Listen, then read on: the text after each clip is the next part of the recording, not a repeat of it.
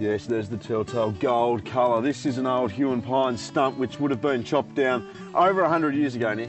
Indeed, Andrew, and that's kind of the thing you think of when you think Huon pine, you think old, ancient. Yep. But even though these trees have been harvested out of this forest, you walk around and there are lots and lots of little Huon pines sort of growing up in the place of these ones. They are indeed. The only issue is for those to reach a diameter like this tree here, you're sort of looking at 500 or 600 years on the low side. It takes a while. Self-confessed Huon pine diehard Mike Peterson has spent decades out in the remotest parts of Tasmania searching for stands of Huon pine which survived the height of the pining days, and he's found quite a few. Look, there's certainly some very old trees and they rival some of the oldest trees in the world. I believe that there are several Huon pines I know that may exceed 3,000 years in age. Still alive today. They certainly tell some very interesting stories. I've taken core samples from many of these trees and they tell us a lot about past climate.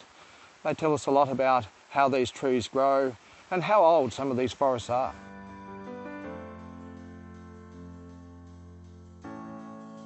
So the moment of truth, Mike, has arrived. You've taken the core from what we know is a young tree. We should just explain firstly that this area was all mined.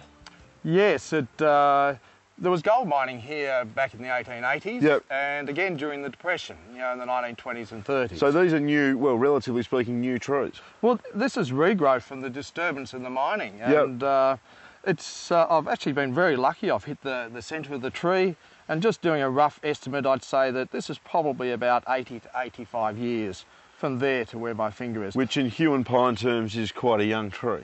Quite a young tree. It's growing at a reasonable rate, but we won't see it as a big tree in our lifetime. No, not even our kids' really, will they? No, I think about 10 generations away they'll have a tree here of some size.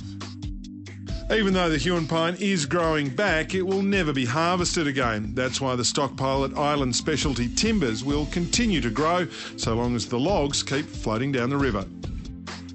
A significant number of Tasmanians use special timbers, rely on special timbers or enjoy the use of special timbers. It's also very important for our tourism industry. A lot of the craft shops, the markets and those sort of things have as a significant part of their stock really cleverly made Huon pine and other wooden items, and that's something that Tasmania can be very proud of.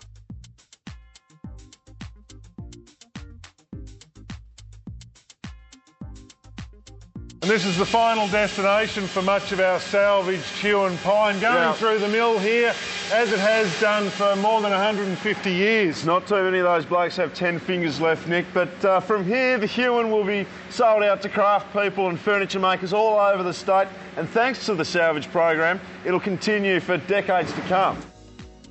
Tasmania's special timbers generate $70 million in economic activity each year, supporting 2,000 jobs and 8,500 hobbyists.